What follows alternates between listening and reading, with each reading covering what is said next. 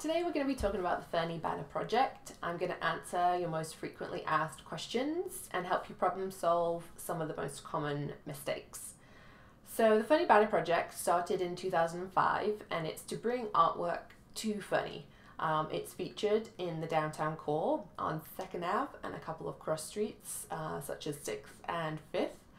And then it is also on the Highway 3 corridor. So the artwork is up for 2 years. It starts downtown for the first year and then it's moved to the highway for the second year. Behind me is a banner from a previous year, so you can see what the banners look like.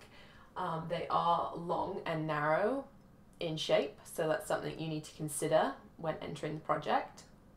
They are featured on the lampposts up high, and they just really add some color and some vibrancy to our community.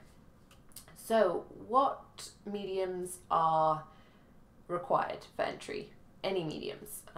We're looking for a variation on different kinds of artwork, so painting, pottery, sculpture, photography, quilting, anything goes. So get creative and show us your artwork in all different mediums. Who can enter? Anyone can enter that lives in the Elk Valley. That's the only restriction for entering. Any age can enter. You don't need to be a professional artist. So we really encourage everyone to get creative and put forward what you have made. There's 2 ways to approach the project. Maybe you already have a piece of artwork and you think that it's going to be really great as a public art piece downtown. The project is juried, so when you enter, a jury will select who gets featured on the banners, and they're really looking for bold and striking artwork. Like I said, the banners are up high on the lampposts, so it needs to be eye-catching from the street level.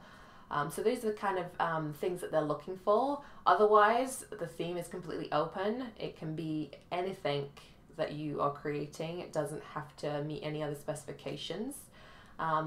We do ask that there's no text on the image. We want just imagery. And we also ask that if you're a photographer that you're not submitting portraits of people. We're looking to not feature people up close. The only way you can have people in your photos is when they are not the core subject. So for example, maybe you have a photo of the ski hill and there is a skier that is smaller in the image. That is okay, but we don't want portrait photography for this project. So you have your current artwork and you want to photograph it. The best thing to do to photograph it is have good even lighting. This can be created inside with different lights. If you don't have that, the best option is actually to take the photo outside and use natural light. You want to use a camera or your phone, the best one that you have. Cameras these days on phones are actually very high quality and can be sufficient to take the appropriate picture. Maybe someone in your household has a newer phone. It's likely the camera on that will be better, so ask to borrow that to take the photo. So lay your artwork down outside on a solid background and then take the photo and try and keep it as flat as possible so that you have that flat image. And then when you're uploading the photo to your computer for editing, make sure you upload it in the highest size and the highest quality and resolution. Often it will ask or suggest that you do a smaller upload. They're assuming you're going to use it for something like social media. But so you want to make sure you're uploading it in the highest quality possible. Ready for editing. We have made an online tutorial on how you can then edit your photo into the correct dimensions. So we're looking for a 2:1 ratio. Most of the time this means you're going to have to crop your image to meet those dimensions, and you're going to have to decide which part of the photo or the artwork you're going to include.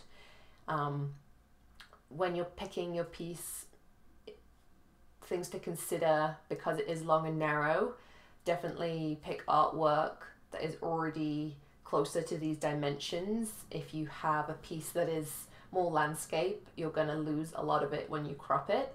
The same with photos, and you're also going to struggle with the resolution then of any photos, because you're going to have to take the tallest measurement to be the 2 ratio to make the 1 ratio. So just things to consider.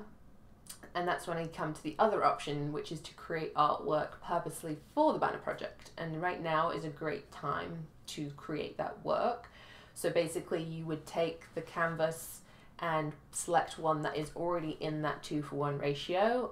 For example, a 24:12 would meet that 2:1. And this way you're designing and creating something that is the perfect dimension for the banner. And then you will have to do much less cropping of your work.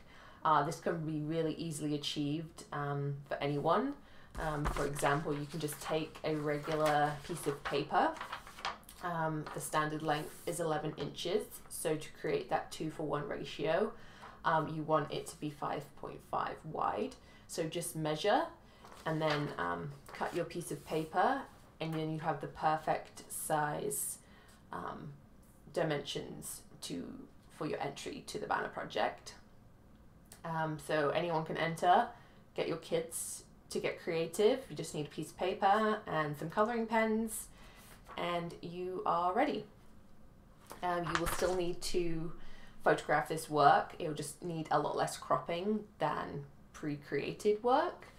So sometimes this can be a better option to get to those sizes, and you've considered the dimensions of the piece when you're creating it. If you do have a smaller piece of paper, another option is to scan your artwork.